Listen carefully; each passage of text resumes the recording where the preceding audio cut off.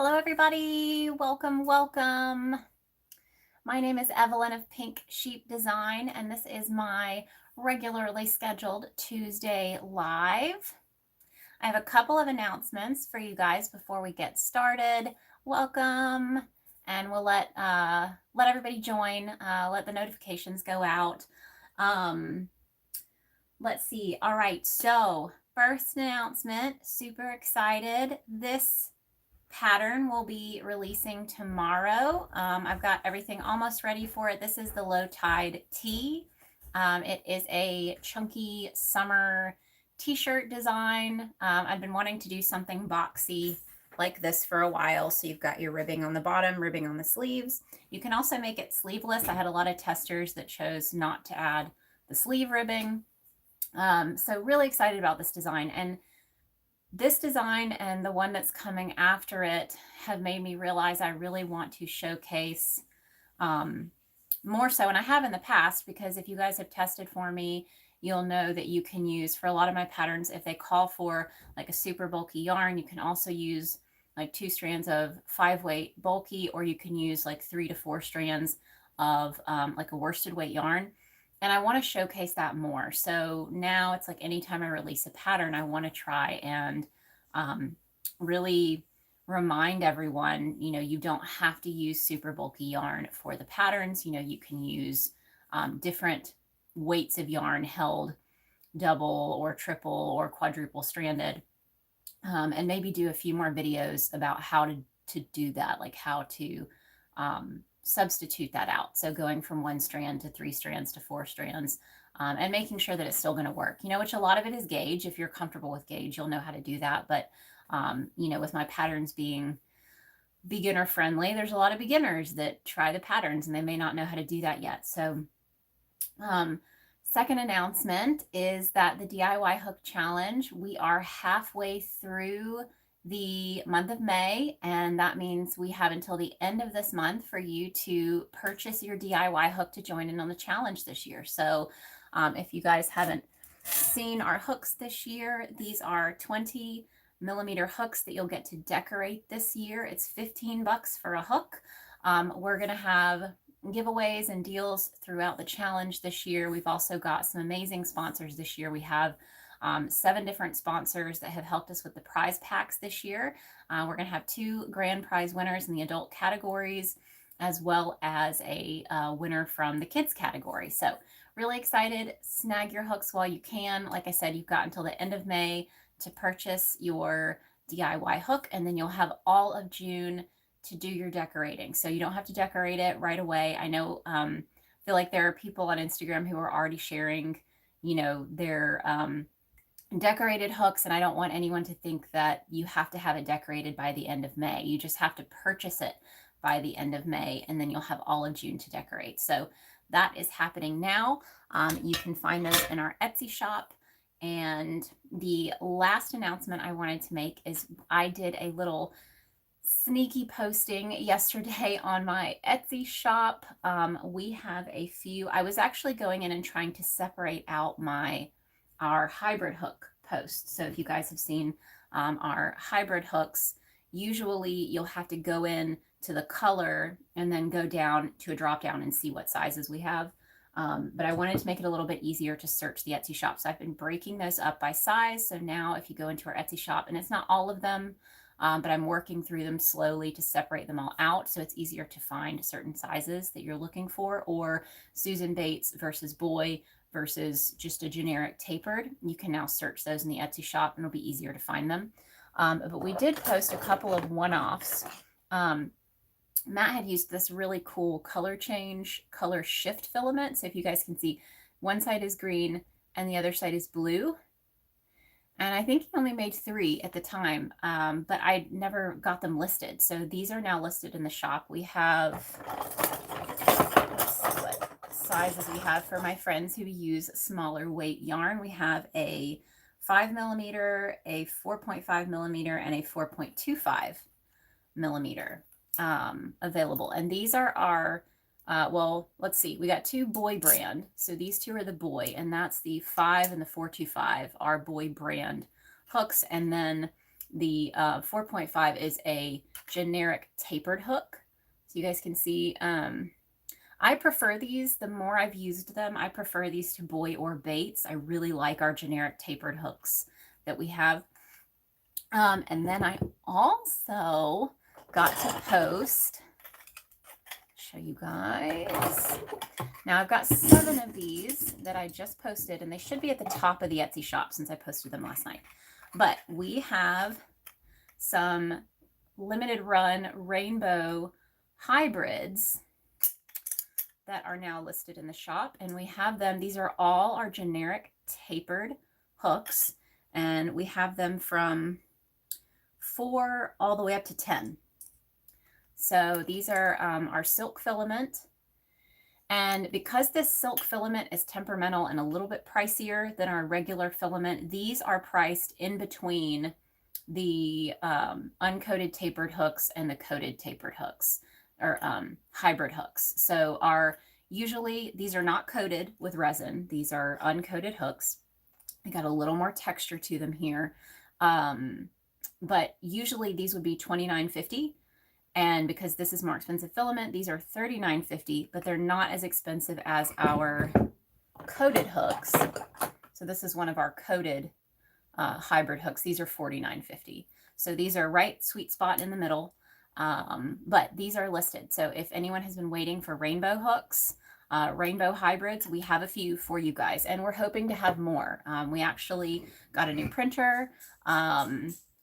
And so it's going to be a lot easier, hopefully, fingers crossed, for us to print some multicolor hooks for you guys and to use some of the filaments that have been a little more temperamental for us in the past. Yes, Lita says I have one of the blue-green color changing ones. Cinder says I have one too. Yes, and we want to do another one, like if you guys remember our pink to purple, so like the heat activated ones. There's a couple of other filament color changes that are out there, so that's on the list too. But those are up in the Etsy shop. So yeah, that's a pattern release tomorrow. DIY hook challenge. You can still get your hook before the end of the month, and then we have some new hybrids in the shop. So those are all the announcements. And today I was going to get my little notepad. I got my coffee, and I would love to know, so I wanted to talk a little bit today, and this may be a shorter live. I feel like I may have to shorten my Tuesday lives a little bit. And I think that'll give me a little more confidence to figure out topics if I don't feel like I have to talk for a whole hour. But I wanted to talk a little bit today about confidence, and I would love to know if you guys ever struggle with posting pictures of things that you make. So this is kind of on the social media side of things, and I would love to know what keeps you, if you struggle to post pictures of your stuff, what is it that keeps you from posting? You know, are there specific things that kind of, you know, are you worried about what people will say? Are you just, do you feel like your work just isn't perfect? I think that's something we've all kind of got, that perfection bug from time to time. You know, that, and like comparing with other accounts, like if you can't photograph it as well, you know, as you may see other people photographing their work, maybe you feel like your skill set isn't as high as other people.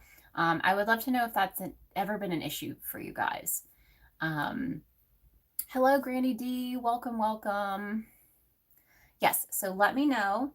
And I've got my little notepad here, and we'll go through some options and some things that we can do to help with that if that's an issue. I know for me, it was a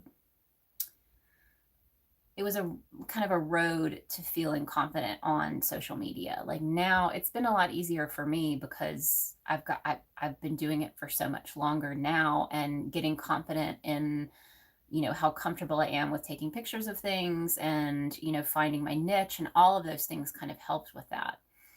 Let's see.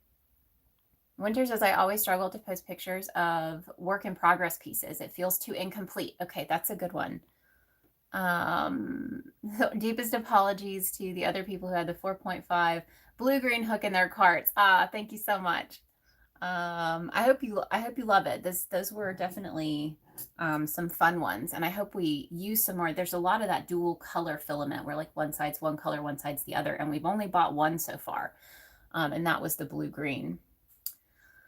Cinder says, I mostly forget to take a picture before I send it off to its new home. And that's a good one too. So even if it's not confidence, I think some of it is remembering to create the content. So if you have an Instagram page and you want to be more active, that's another side of things. Sometimes it's the confidence factor, especially getting in front of the camera. So, I mean, if you're not making wearables, it may feel a little bit easier to take photos of your items because you don't have to put them on and put yourself in front of a camera, or find a model if you don't want to be in front of the camera.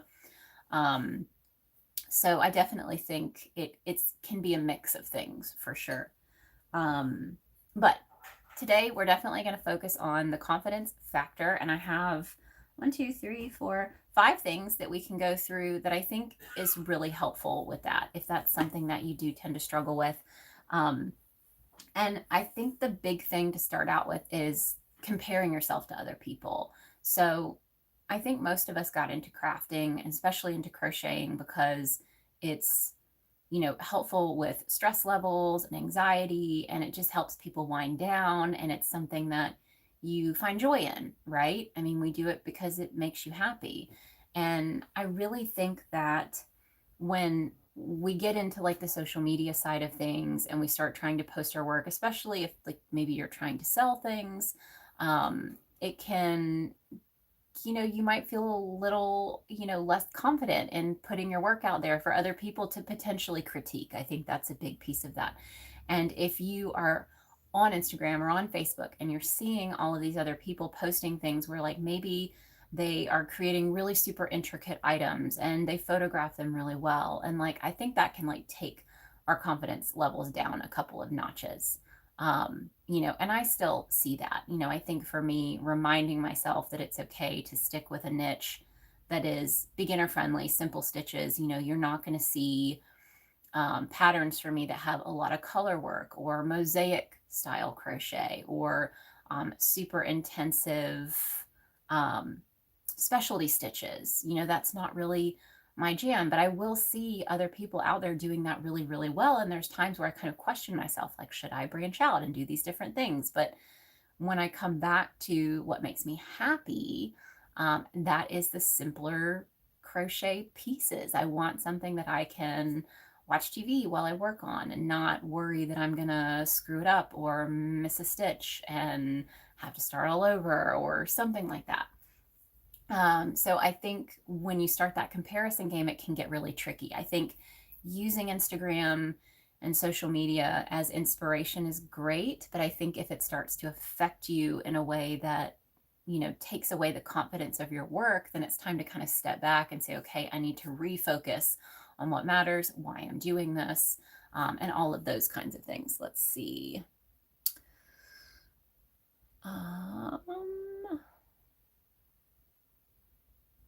Let's see. Thorn says, I have a gorgeous 4.5 millimeter with a raven skull handle, but it hurts my hands after a while. Yeah, I think there are some really, really cool, especially sculptural hooks out there, but I do kind of wonder, depending on where you hold it, how that can affect you ergonomically, you know, if you're using something for a long time. Sindra says, I really struggle with finding a good place for photos. That's a good one. Let's see. Good place for photos. And we'll talk about that a little bit. And remembering to take photos. Let's see. I recommend apps that help you control white balance, like Open Camera, if you struggle with making your colors look accurate. That's true. And certain phones now, you actually, I know mine, for instance, my phone has a pro portion of the camera where you can control more things with your camera.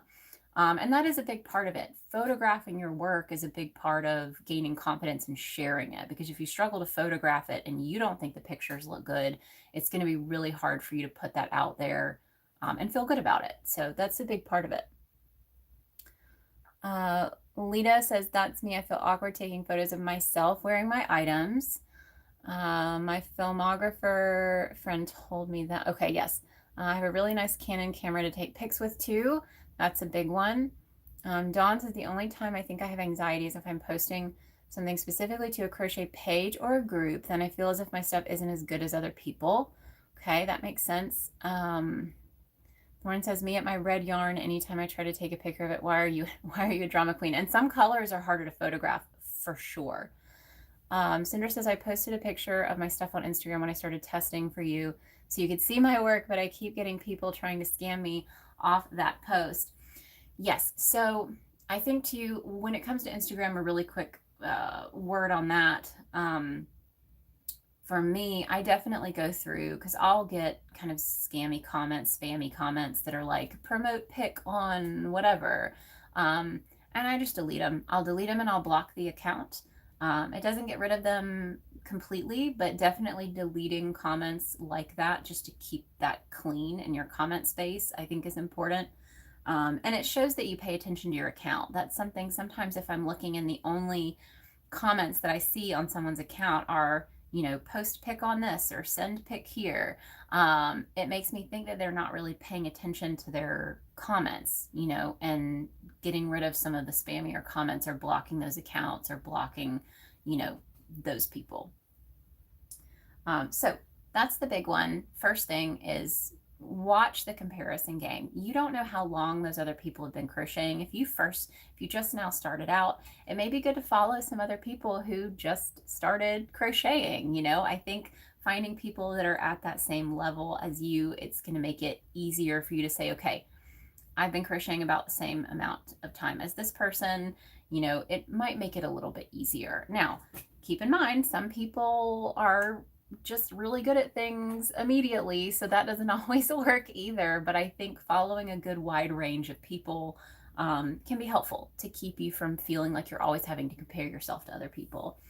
Make sure that Facebook groups, if you don't feel confident in a Facebook group, maybe leave that group and find some other ones. If you enjoy the Facebook groups, I think being sure that you're in ones that you feel confident in is important. And it's okay to leave a group and find other groups that make you feel better being a part of them. Also, make sure if you're in a Facebook group and you ask for critiques, know that sometimes people aren't going to be all that nice. I think sharing and saying, like, what do you think? Or what's your opinion on this? Like, not everybody is all that nice. So I think if you share, you know, and you don't want people to potentially give you negative feedback, I wouldn't ask for feedback. You know, if you want to share it, great, you can share. What I usually tell people, if you're sharing something that you finished because you just want to show it off, especially in a crochet group with other crocheters, share what you made, like share the yarn you used. If there's a story behind why you made it, if it's for a certain person, just share a little blurb about it. But you don't have to ask people what they think, or you don't have to ask about feedback unless you truly, genuinely want feedback. And maybe you were trying to make an amigurumi and it just wasn't turning out like it was supposed to look. You know, I've seen a lot of people who comment that they couldn't seem to make the amigurumi head look round. You know, they'll have kind of a pointy head and they'll ask for feedback on that. But just know that when you put that out there, if you're asking for feedback, you know, not everybody is super nice. Not everybody out there. So just know that going in. The second thing is don't strive for perfection. I think that's a big thing. Instead of focusing on making the items that you crochet perfect, a majority of mine are not, especially in the design process. There's a lot of things that'll come up and, you know, having to frog things back, completely change the design. That happens a lot. So instead of striving for perfection, I think it's important to focus on continuing to learn new things. So continuing to grow, continuing to learn, because that builds your personal confidence in your work, which is going to make it easier for you to put that confidence out there when you're sharing your work. So even if you say, okay, every year I'm going to learn a new crochet technique, or I'm going to watch some YouTube videos to work on my tension, or to work on my my stitching. You know, I think it's important to focus more on the growth than on perfection, because if you're focused on perfection, there are going to be times where you won't even attempt things because you feel like it's not going to be perfect. And I don't think that that's a good headspace to be in either. So focusing on growth, continue to learn. And I think this is, let's see, this would go really good hand in hand with another point that I had, which is to get a little more social, even if you're not sharing a ton of your work. So joining not only Facebook groups, but considering testing patterns. So I think that the testing space, if you find a beginner-friendly pattern, you've got the skills to do it. I think joining some of these smaller testing groups can really build that confidence, not only in your work, but in communicating with other testers. So if you can find a test group with a designer where you get to be in a chat together and you can spend time together, I think that can really be a confidence booster. So finding some kind of group that you can socialize with, and sometimes maybe that's in person. So if you have a fiber guild near you, I did a Tuesday live not too long ago about finding new crochet friends. So that's a good video that you can watch, but getting a little more social, sharing your work with a smaller group of people first to kind of get your feet wet, getting confident, sharing things. I think that can be super helpful.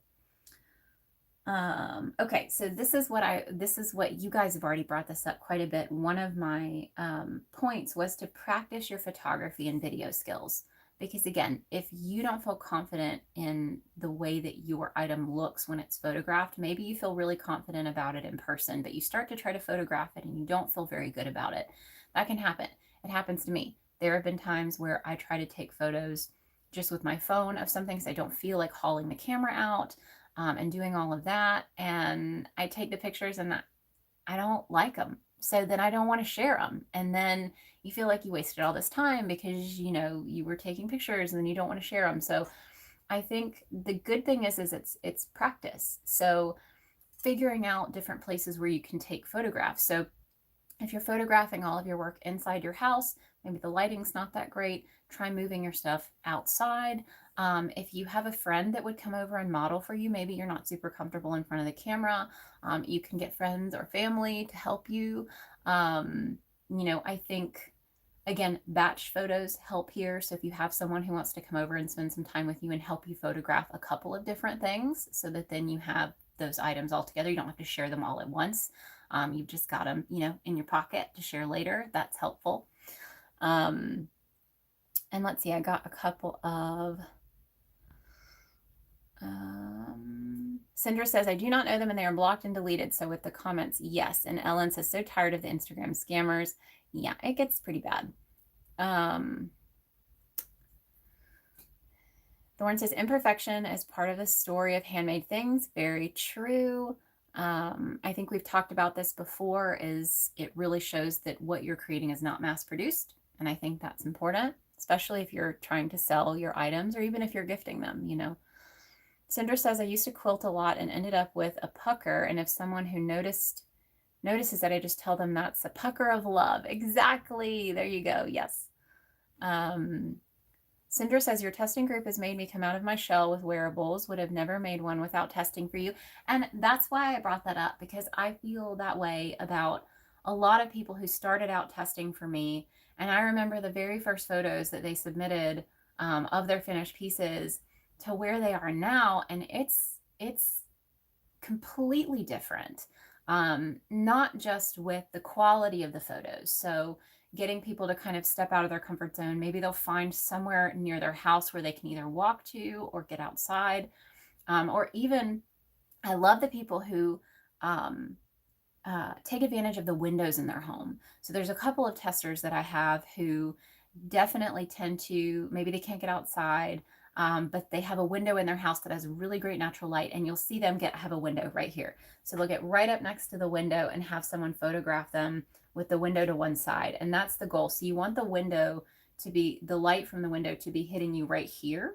So not directly on this side of your head and not directly in front of you, but just kind of to the side angle here. So if my window is right here, I kind of want to be 45 degrees and have someone in front of me photographing me. And that can be extremely helpful to getting that, because natural lighting has always been the key for me to feel confident in my photos. You can buy different things, ring lights. You know, I have a steady state light that's behind here. It's just an LED with a little box that I can use. And I'll show you guys. So right now I have a lot of natural light, so I didn't turn it on. But if I turn it on, there we go. So it's just additional light from this side. So I have light from the window, light from the box light.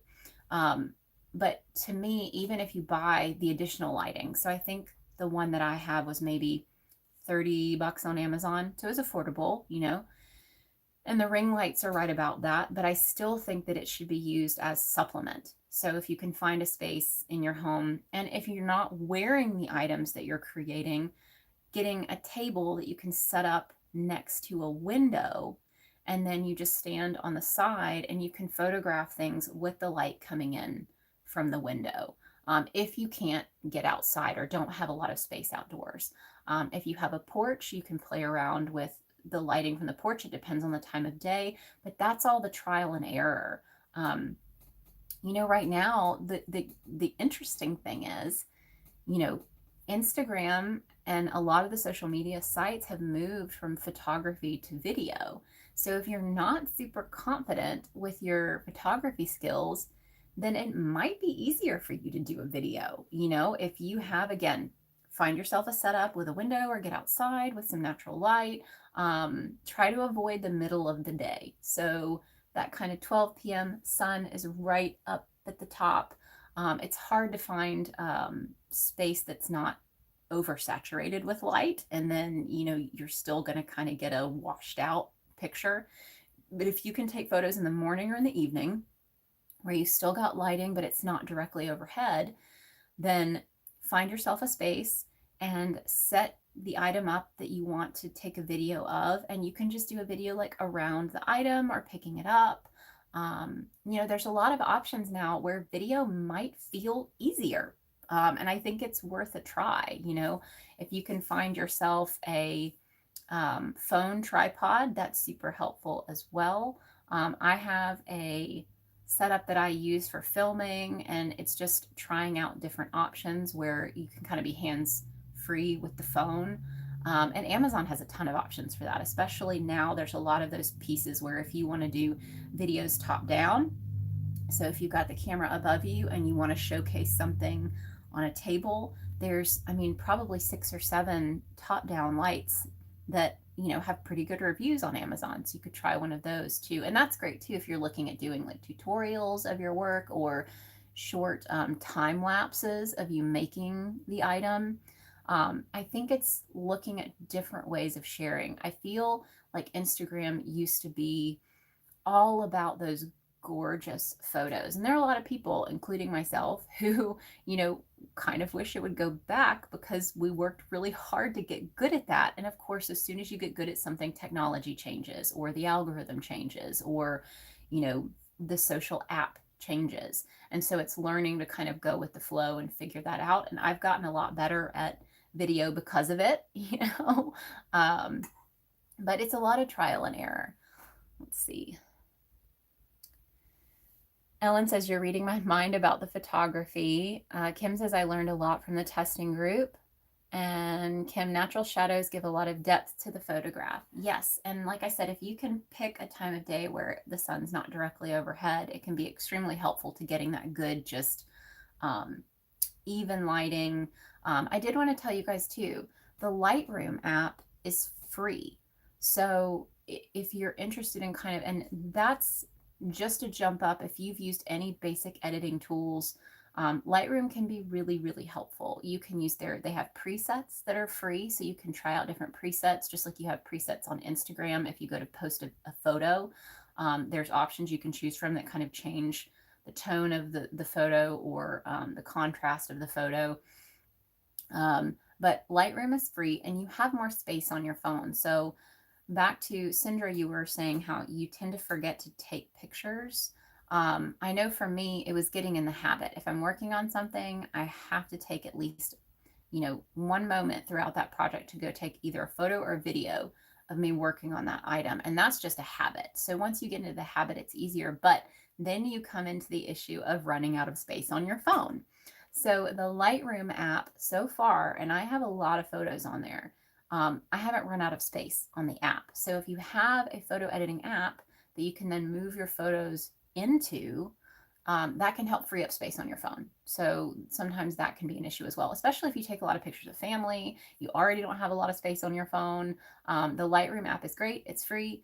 You can play around with it, see if you like it. And I think if you can find a preset that you like, then you can put that on all your photos and you've got a consistency across the images that you're sharing.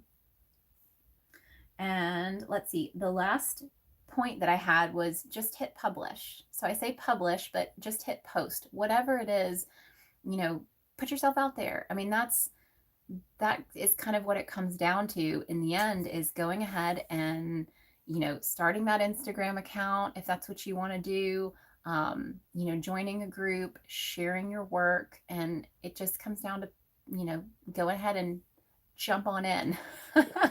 And that's what's going to help you build the confidence. Starting smaller, sharing with smaller groups, you know, start an Instagram account if you want to. You can even start out with a private Instagram account where, you know, if you have a tester group, you can ask people to follow you there so that they can see your work.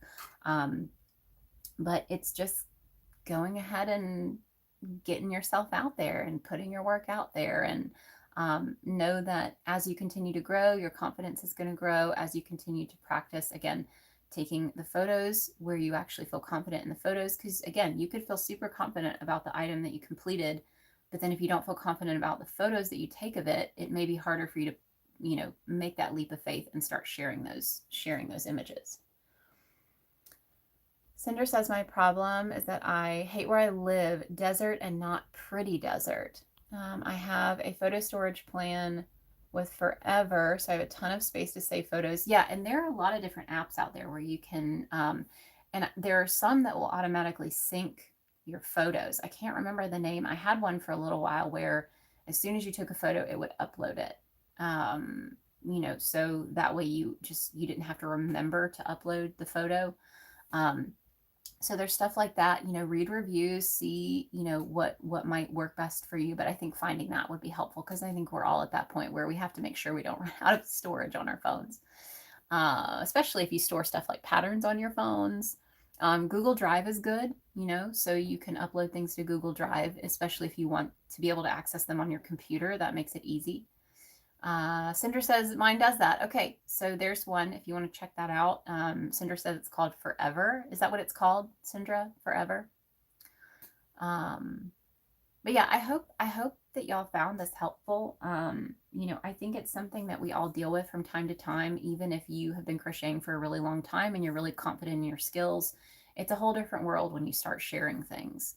And, you know, not knowing, because again, social media can be a negative place as well as a positive place. And I think we figure out how to navigate to make sure that we stay in a good headspace with our work and sharing the things that we make. And I get there too. You know, you start to question, is this photo even good enough to share? So sometimes it's just putting all of that away and just going ahead and sharing the photo. That's usually how I feel about it. And the people that want to truly support you and are your true fans, they're not going to care about the quality of your photo. You know, they're just going to want to see what you make. So I think that's the other thing, is reminding yourself, even if you only have 3 or 4 people that are regularly, you know, following you and talking about your stuff, then those are the people that, you know, you could send them a message and say, you know, can you check out my newest work, especially if you have questions or if you really want honest feedback, but you don't want it to be a stranger on the internet. It may be someone that you've already spoken with and talked to and have some kind of online relationship with. They can make it a little bit easier, you know, especially if you are feeling less confident about a certain project. Cinder says yes, and they can message me and I can send the link for it. Gotcha. Yes. So if you want to send Cindra a message, she can send a link. And Cindra, if you want to send that to me, I can add it to the description of the video of this one, for anyone who catches it later. All right, guys. So like I said, I am going to cut it a little bit shorter today. I think some of these, unless it's a longer topic. I think I'll probably make my Tuesday lives just a little bit shorter. But I still love checking in with you guys. And if you have ideas for topics that you want me to cover, let me know. And we will put it on the list. And I hope you guys have a fantastic rest of your week. I should be live this Friday. Still trying to figure out what that Friday live is going to look like. We may do a DIY hook challenge update. At some point, I'm going to have to start decorating mine, and I want to be able to share that process with y'all. And like I said, 2 more weeks left for you to purchase your DIY hook and join in on the challenge this year. And yeah, I hope you guys have a great rest of your week, and I'll talk to you soon. By the way, be sure to hit the thumbs up if you enjoy these videos, and subscribe if you don't want to miss any notifications or future tutorials. I did just post a review of of hooked ribbon yarn. And I also have a review coming up of Hobie Glitter Delight. So I'll have those two posted for you guys if you want to check out those reviews. And we'll talk soon. All right, guys. Happy hooking. I'll see you later.